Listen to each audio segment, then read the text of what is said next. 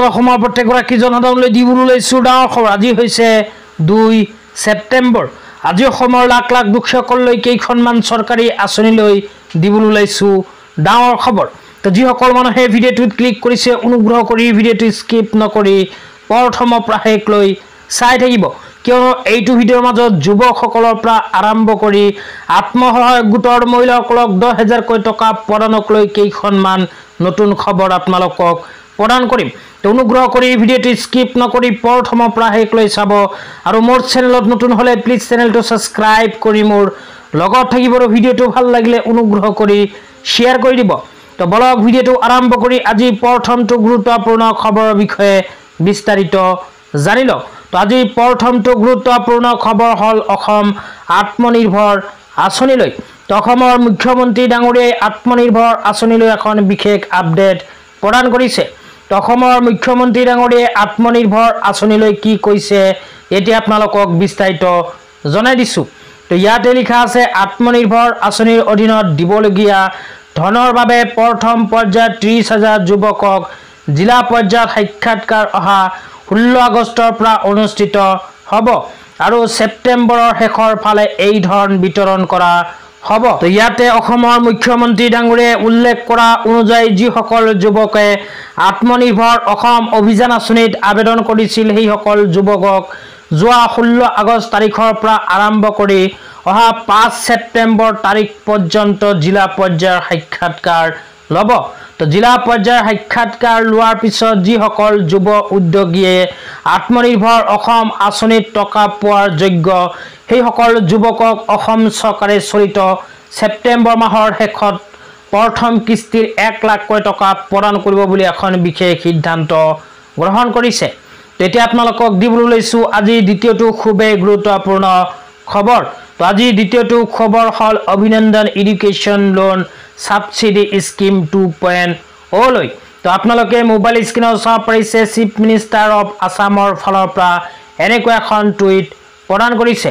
তো ইয়াতে কি লিখা আছে প্ৰথমে পঢ়ি শুনাই দিছোঁ, তাৰপিছত আপোনালোকক বিতংভাৱে বুজাই দিম। তো ইয়াতে লিখা আছে, দ্য অভিনন্দন education loan subsidy scheme 2.0 introduced by the government of Assam led by HCM Dr. Himanta Biswa Sharma aims to support students in pursuing higher education by offering a subsidy of up to 50,000 on education loans sanctioned between April 2020 and March 31.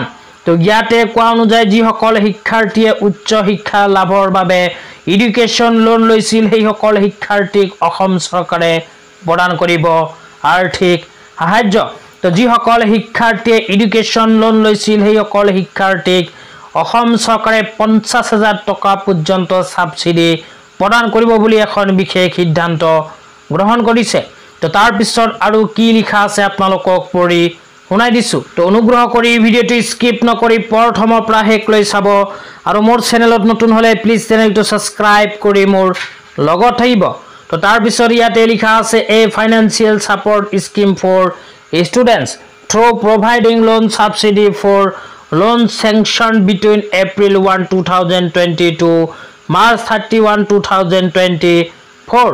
তো ইয়াতে কোৱা অনুযায়ী যিসকল শিক্ষাৰ্থীয়ে যোৱা 1 এপ্ৰিল 2020 চনৰ পৰা আৰম্ভ কৰি 31 মাৰ্চ 2024 চনৰ ভিতৰত হায়াৰ এডুকেশ্যন বা উচ্চ শিক্ষাৰ বাবে শিক্ষা ঋণ লৈছিল সেইসকল শিক্ষাৰ্থীয়ে কৰিব পাৰিব এইখন আঁচনিত আবেদন। তো তাৰপিছত আৰু লিখা আছে, ছাবচিডি 50,000 মেক্সিমাম পাৰ এক্সিটিং এডুকেশ্যন লোন এমাউণ্ট। তো যিসকল শিক্ষাৰ্থীয়ে উচ্চ শিক্ষাৰ বাবে লোন লৈছিল সেইসকল শিক্ষাৰ্থীক অসম চৰকাৰে এইখন আঁচনিৰ জৰিয়তে 50,000 টকা পৰ্যন্ত আৰ্থিক সাহায্য প্ৰদান কৰিব। তাৰপিছত আৰু কোৱা হৈছে, online portal to be launched on September 5, 2024 teachers day. তো ইয়াতে কোৱা অনুযায়ী এইখন আঁচনিৰ আবেদন অসম চৰকাৰে অহা 5 ছেপ্টেম্বৰ শিক্ষক দিৱসৰ দিনাৰ পৰা আৰম্ভ কৰিব। তেতিয়া আপোনালোকক দিবলৈ লৈছোঁ আজি দ্বিতীয়টো খুবেই গুৰুত্বপূৰ্ণ খবৰ। অনুগ্ৰহ কৰি ভিডিঅ'টো স্কিপ নকৰি চাই থাকিব। তো আজি তৃতীয়টো গুৰুত্বপূৰ্ণ খবৰ হ'ল ৰেচন কাৰ্ড থকা হিতাধিকাৰীসকলৰ বাবে তো যিসকল মানুহৰ ৰেচন কাৰ্ড আছে সেই সকল মানুহৰ কাৰণে অসম চৰকাৰে প্ৰতি মাহৰ 1 তাৰিখৰ পৰা আৰম্ভ কৰি 10 তাৰিখটো কিন্তু অন্য সেৱাৰ দিন হিচাপে ঘোষণা কৰিছে। তো আপোনালোকৰ যদি ৰেচন কাৰ্ড আছে তেন্তে আজি হল 2 ছেপ্টেম্বৰ। তো যোৱা 1 ছেপ্টেম্বৰ তাৰিখৰ পৰা আৰম্ভ কৰি অহা 10 ছেপ্টেম্বৰ তাৰিখৰ ভিতৰত ৰেচন কাৰ্ডৰ যিখিনি প্ৰাপ্য সামগ্ৰী সেইখিনি কিন্তু আপোনালোকে নিজৰ নিজৰ ৰেচন দোকানৰ পৰা সংগ্ৰহ কৰিব লাগিব।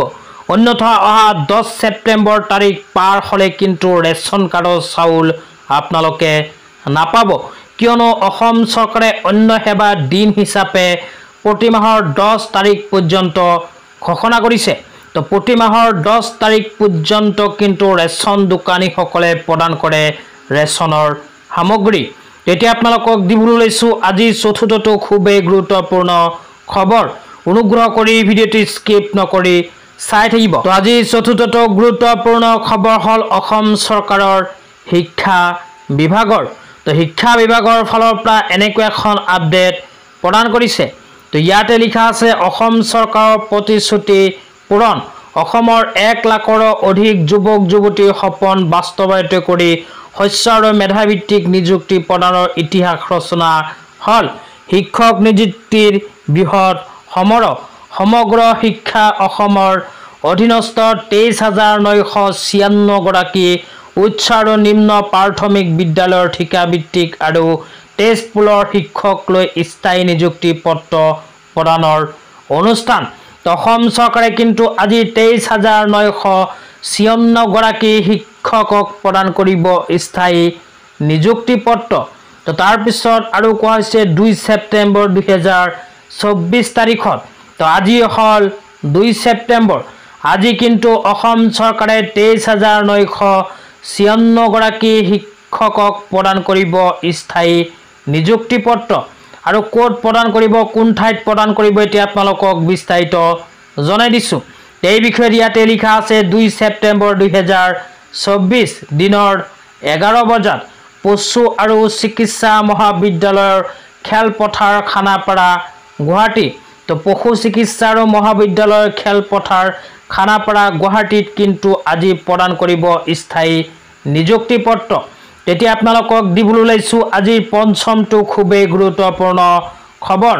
তো আজিৰ পঞ্চমটো গুৰুত্বপূৰ্ণ খবৰ হল আত্মসহায়ক গোটৰ মহিলাসকলৰ বাবে। তো যিসকল আত্মসহায়ক গোটৰ মহিলাসকলে ভিডিঅ'টো ইমানখিনি চাইছে অনুগ্ৰহ কৰি ভিডিঅ'টো স্কিপ নকৰি চাই থাকিব। লগতে মোৰ চেনেলত নতুন হলে এনেকুৱা নতুন নতুন ভিডিঅ' সকলোতকৈ আগত পাবলৈ প্লিজ চেনেলটো ছাবস্ক্ৰাইব কৰি মোৰ লগত থাকিব। তো যিসকল আত্মসহায়ক গোটৰ মহিলাসকলে 10,000কৈ টকা পোৱাৰ বাবে অপেক্ষা কৰি আছে সেইসকল মহিলাই 10,000কৈ টকা কেতিয়া পাব এই বিষয়ত অসম চৰকাৰে কি কৈছে আপোনালোকক জনাই দিছো। এই বিষয়ত অসমৰ মুখ্যমন্ত্ৰী ডাঙৰীয়া এখন মিটিঙত উল্লেখ কৰি কৈছে যে 1-2 মাহৰ ভিতৰতে আত্মসহায়ক গোটৰ মহিলাৰ বেংক একাউণ্টত অসম চৰকাৰে সোমাই দিব 10,000কৈ টকা। তো আজি ইমানেই, ধন্যবাদ।